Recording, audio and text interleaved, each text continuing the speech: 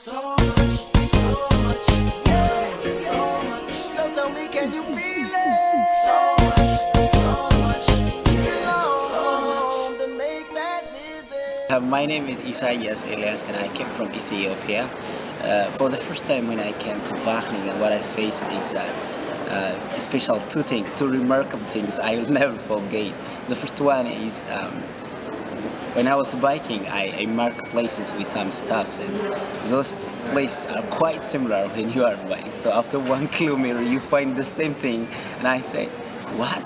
And everything's are equal or the same, and then places are the same, houses are the same, and people identify them by name and a number. But I have no such experience. That was very crazy. The second thing is. I can't draw money by paper like electronic system, and it was very critical to me because I have no money. I didn't go to shop for 1 day, but friends helped me really. That was very important thing that I never forget. These are two very special events I never forget that I faced in the first time in Bach. Yes, okay. Now we are starting. My name is Robert. I'm a student of animal breeding. I'm doing my MSc in animal breeding and genetics.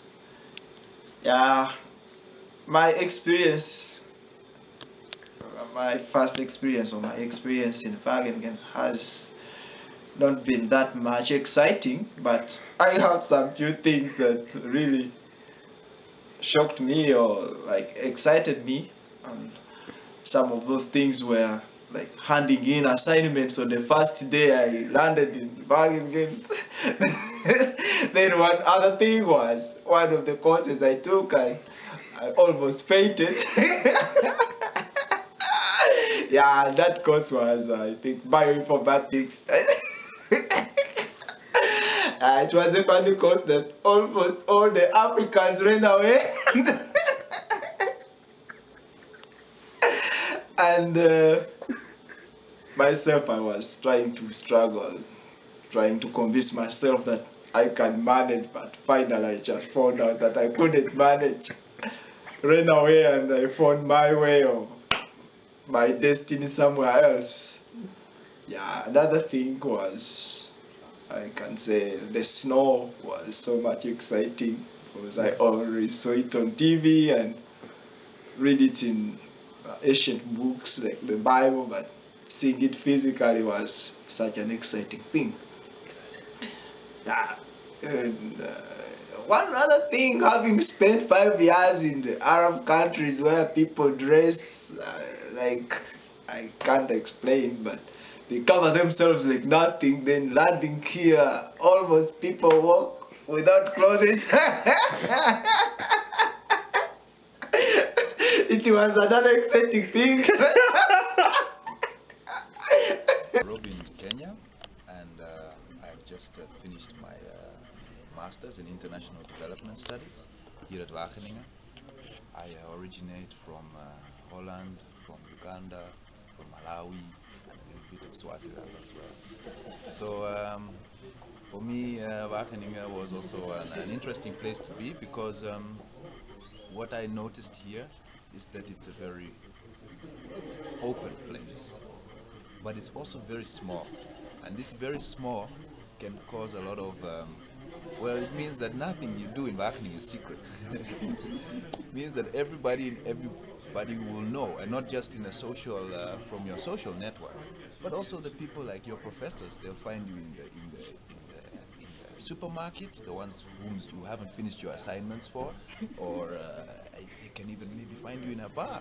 The other professor was playing music in it, was actually performing. So the point is that this is really like an interesting place because it's like you have the social and the scientific control all around you, because either you have to lock yourself in a room, but if the moment you leave your door, you are bound to meet someone you know, and this person is going to remind you of something you said before, or something that you could or should have done, or either congratulate you or criticize you and say, look, I'm still waiting for this from you. So this is good because this social control in a small community like this. It really stimulates people to network with each other and to be more responsible and to be more accountable and to be more active.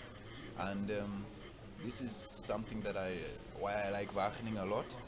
I don't know if I had many surprises in that sense. Not that many, but just the fact that people are really, the professors here and the people are really open-minded, and this is something that you should use. And that would be my most important message when you come here. It is really what you make of it. And Wageningen has a lot of potential because there's all these kind of disciplines and activities and projects and programs and researches which are happening internationally. But it's very easy. You can start a project just from the supermarket or from the street or from the bus stop and these kind of things. And this implies for you as a student to be proactive. And proactive means stepping outside of your curriculum, stepping outside of your program here and trying to do other things. And that is one thing that I've learned, that surprisingly it's possible to envision many of your dreams or the things that you like to be part of by simply starting them yourself and being proactive. And this proactivity is something that starts in the class as well, because I noticed a lot of students from different educational institutions have a different perception of education, whereby they wish to learn and then, can I say, absorb this knowledge. But here one has to be critical of all the knowledge that is given to you, and it's in this criticism that you make your stance of what you believe in, what you stand for, and what you can do about it. And this chance to be here, I would really urge everybody to experiment of trying to do things, whether it is a project, whether it is an activity, even if it's a fashion show, or I don't know, it doesn't matter really what it is, but to do something next to your study, because when you do something like this, you might be surprised that you're securing yourself a job, or at least gaining the practical know-how on how to continue while and during your study. So I think that is my short message for everyone. I think open-mindedness, diversity is important as well. So my offer is step outside of your box. That's really important. Outside of your comfort zone, and you'll be surprised what you learn. Thank you.